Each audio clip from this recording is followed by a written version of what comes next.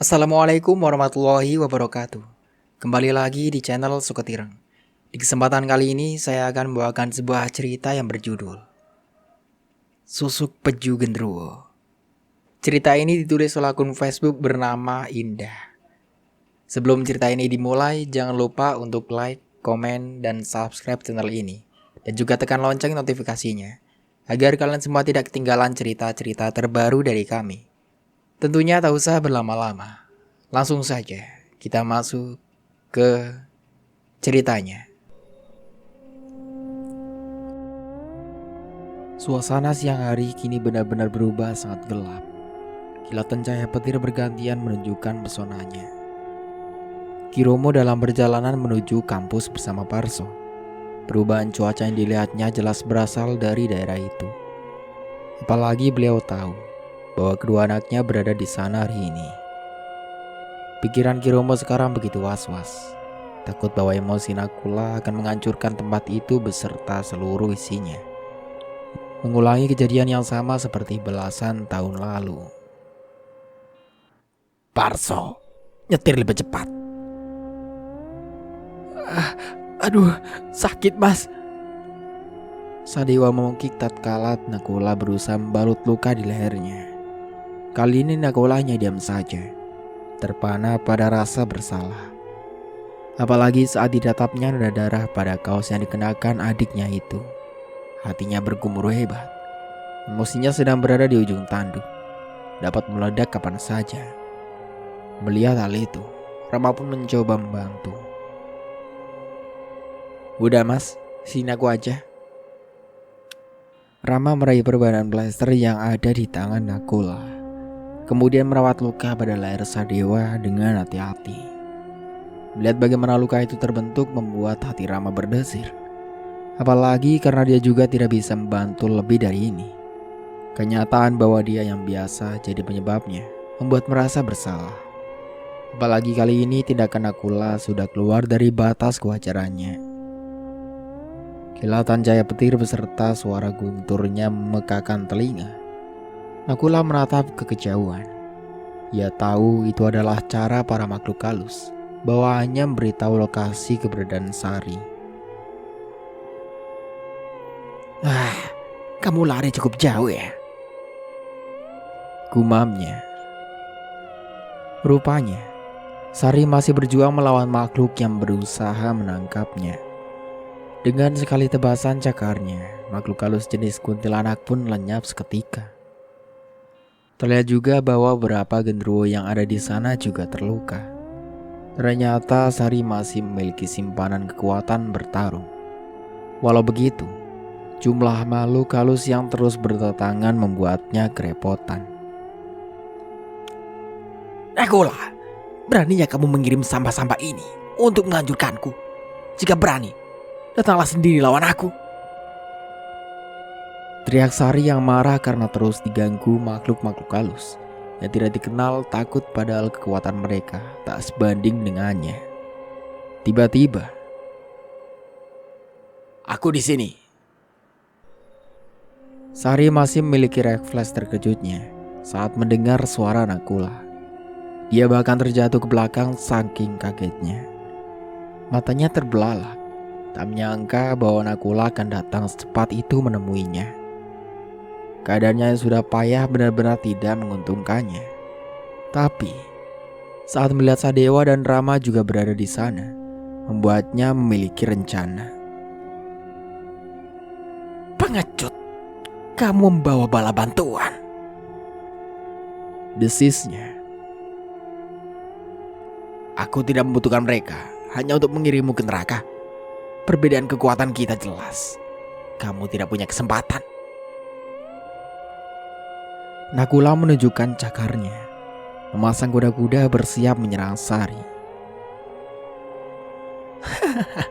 Kau benar, tapi juga salah. Sari yang saat ini dalam mode monsternya tiba-tiba malerupo, kembali ke wujud cantiknya. Rama, tolong aku, teriaknya dengan suara khas perempuan lemah. Mendengar teriakan Sari, Rama langsung memegangi kepalanya karena sakit yang tiba-tiba menusuk. Pemuda itu bahkan jatuh berlutut dan memekik kesakitan. Rupanya Sari menggunakan mantra pengasihannya. Nakula kali ini benar-benar sangat marah melihat Sari yang tidak berniat untuk melepaskan adiknya. Sudah kubilang, jangan sentuh saudaraku, ucapnya geram. Tatapan tajam mata emasnya seakan bisa menembus ke dalam jiwa Sari.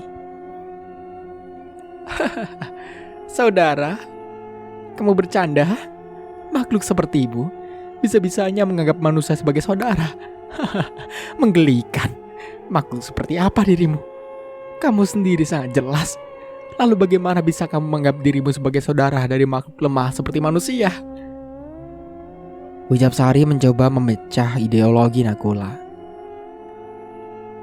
Aku tahu kamu menyukaiku kan? Nah, sekarang berikan Rama padaku, lalu kita bisa bersama. Sari membentangkan kedua tangannya dan tersenyum merayu. Menggunakan cara itu siapa tahu berguna demi keselamatan nyawanya. Jangan mimpi kamu perempuan jelek, teriak Sadewa tidak terima. Dia juga marah atas apa yang baru saja dikatakan Sari. Kamu? Sari tentu saja marah. Merasa bahwa dirinya lebih unggul dari Sadewa. Ia pun menyerang pemuda itu. Sadewa jatuh ke tanah sembari memegangi lehernya, yang tiba-tiba terasa sakit seperti terbakar. Rupanya, Sari menggunakan luka cakaran kukunya di leher Sadewa untuk menyakiti pemuda itu. Dia sengaja meninggalkan jejak kekuatannya pada luka itu adalah demi ini. Dengan begini, seseorang seperti Nakula akan dipaksa memilih siapa yang akan diselamatkannya. Setidaknya itulah yang dipikirkan Sari. Nyatanya Nakula benar-benar sangat marah. Dengan emosi yang sudah meledak, dia berubah menjadi manusia harimau. Ledakan energinya menggelegar mampu menerbangkan segala sesuatu di tempat itu. Dengan cepat kilat, Nakula melesat menangkap batang leher Sari yang bahkan tidak sempat berkedip. Mengayunkan gadis itu hingga tubuhnya terlempar beberapa meter, lalu tergeletak tak bergerak. Lepaskan aku. Seorang perempuan memberontak mencoba melepaskan batang lehernya dari cengkraman tangan Nakula. Itulah Ambar, sesosok siluman harimau yang selama ini menempati raga Sari dan mengubahnya menjadi monster. Ambar mengambil alih tubuh Sari saat Nakula memutuskan untuk mengirim perempuan itu ke alam penyiksaan. Dengan memanfaatkan kekuatan Kiromo, dia yang menempel di jiwa Sari ikut tertarik keluar dari alam gaib itu dan masuk ke dalam tubuh Sari. Menekan jiwa asli Sari ke alam bawah sadarnya yang paling dasar dan mengurungnya di sana. Ambar sangat pintar memanfaatkan ingatan Sari dan juga memiliki kemampuan untuk menipu ulang. Itulah sebabnya Kiromo bahkan tidak tahu kalau yang ada di tubuh Sari bukan jiwa Sari asli, tapi dirinya. Lalu ketertarikan Ambar kepada Rama bukan tanpa sebab. Bukan juga karena ingatan Sari tentang pemuda itu, tapi karena jiwa murni Rama. Rama adalah pemuda yang memiliki hari kelahiran wingit. Wangi jiwanya adalah kesukaan makhluk dari bangsa jin maupun siluman. Kemurnian jiwa Rama dapat meningkatkan kekuatan makhluk manapun di dunia untuk menebus evolusi menjadi makhluk yang lebih kuat. Rama sudah dalam bahaya mistik itu sejak sebelum kelahirannya. Bahkan Nakula pun tak luput. Dia juga sangat menyukai Rama dan hampir memakannya ketika mereka masih kecil. Untungnya berkat Kiromo yang selalu menanamkan ideologi bahwa melindungi saudara adalah segalanya, membuat Nakula berbalik begitu menyayanginya, seperti dia mencintai adik kembarnya, Sadewa.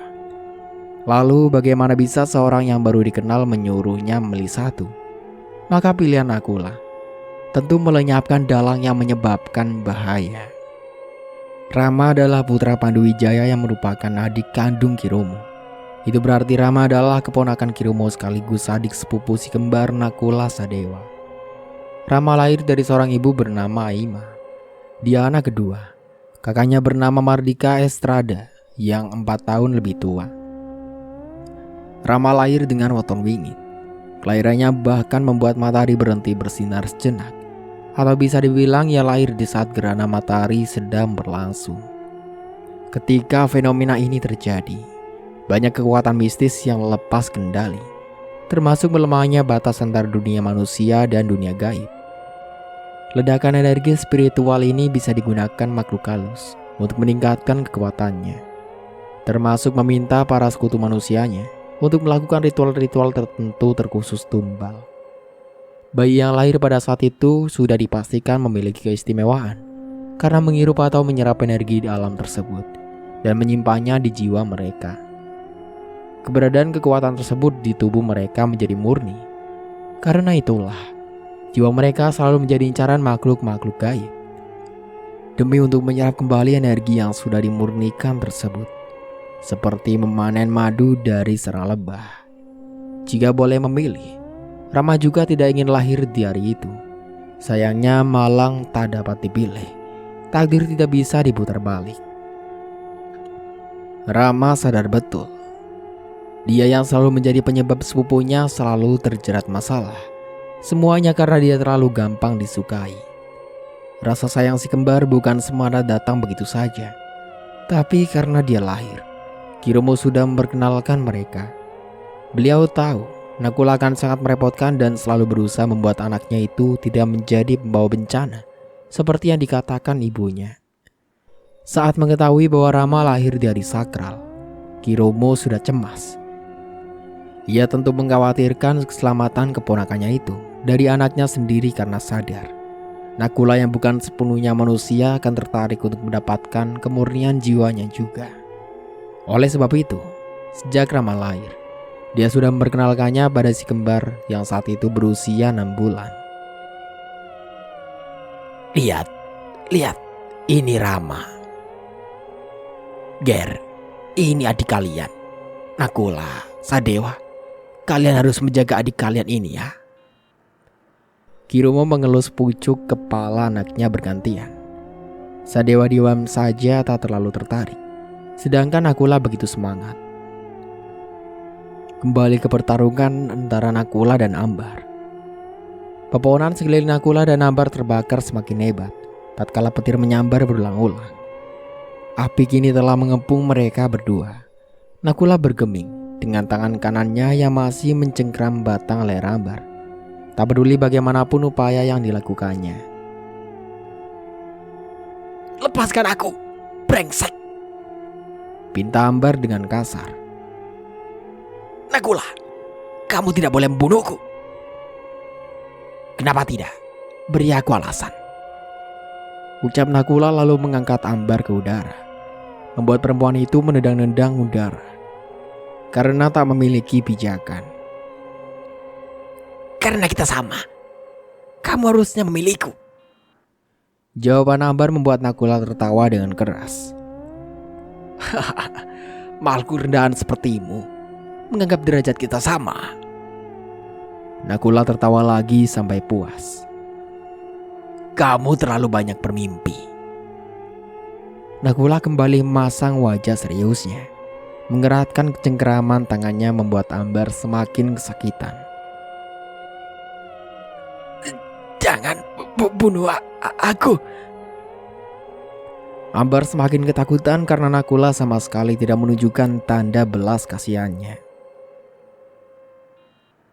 Aku sudah memberimu kesempatan menikmati pembunuhan di dunia. Aku juga sudah memberimu peringatan untuk menjauhi saudaraku sejak pertama kali kita bertemu. Sayang sekali, wangimu yang berlumur darah bayi, kamu nodai dengan ketidakpatuhanmu. Jika saja kamu mendengarkan aku, saat ini hidupmu akan senang. Sudah terlambat untuk meminta pengampunan. Bahkan kematianmu dan seluruh keturunanmu tidak cukup untuk membayar setetes darah adik-adikku. Tidak. Nakula tidak memperdulikan hal lain lagi. Ia akhirnya mematahkan tulang leher Ambar, membunuh siluman betina itu. Tubuh Ambar perlahan berubah menjadi bentuk harimau, lalu menjadi bara api, dan perlahan menjadi abu yang terbang bertiup angin sampai hilang sepenuhnya. Akhirnya tamatlah riwayat Ambar yang memiliki ambisi untuk menjadi sempurna di dunia manusia. menyia-nyiakan belasan nyawa ibu dan bayinya. Nakula lalu berjalan mendekat ke tubuh Sari yang tergeletak di tanah. Perempuan itu hampir terbakar karena berada begitu dekat dengan api yang membakar area sekitar. Dia belum mati, hanya tak sadarkan diri saja. Merepotkan. Nakula mengarahkan cakarnya ke arah gadis itu berniat membunuhnya, namun terhenti karena mendengar suara ayahnya. Jangan, Le. Rupanya, Kiromo akhirnya sampai ke tempat itu. Jangan bunuh dia. Romo mohon, Ger. Bujuknya. Nakula menatap ayahnya yang berada di ujung api. Kebakaran rupanya sudah menyebar cukup jauh. Di belakang ayahnya, Nakula bisa melihat Sadewa dan Rama yang tak sadarkan diri dalam pelukan Noum Gendruwo. Seketika kemarahan Nakula kembali memuncak. Tidak, Romo. Jangan halangi aku. Teriak Nakula dengan suara monsternya. Ia yang tadi tidak dalam mode manusia harimau bahkan kembali mewujudkan sosoknya. Perempuan ini adalah penyebab semua kekacauan ini.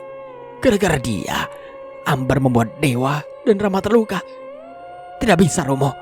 Perempuan ini harus mati.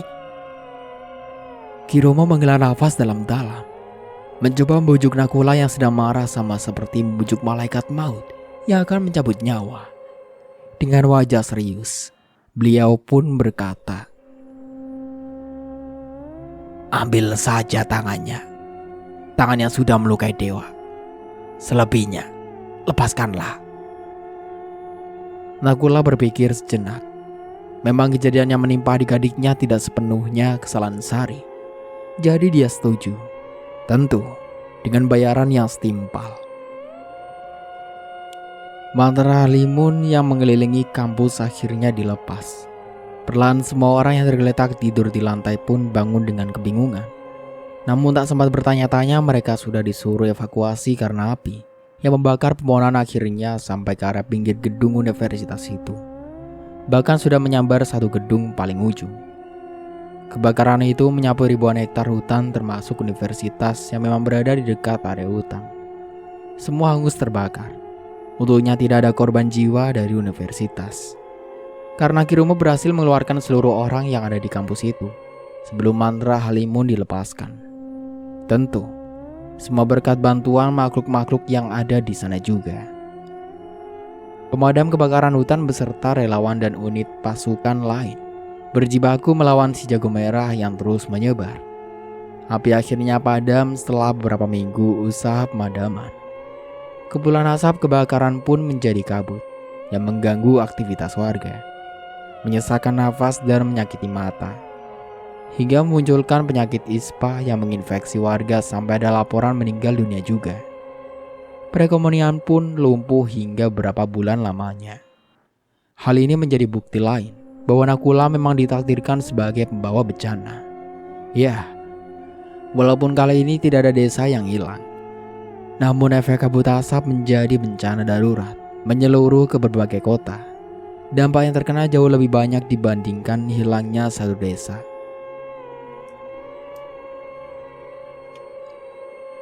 Dan begitulah akhir dari ceritanya. Semoga dari cerita ini kita bisa ambil hikmah dan pelajarannya. Saya Mang Dayun pamit undur diri. Sampai jumpa kembali di cerita baru berikutnya. Kurang lebihnya mohon maaf. Wassalamualaikum warahmatullahi wabarakatuh.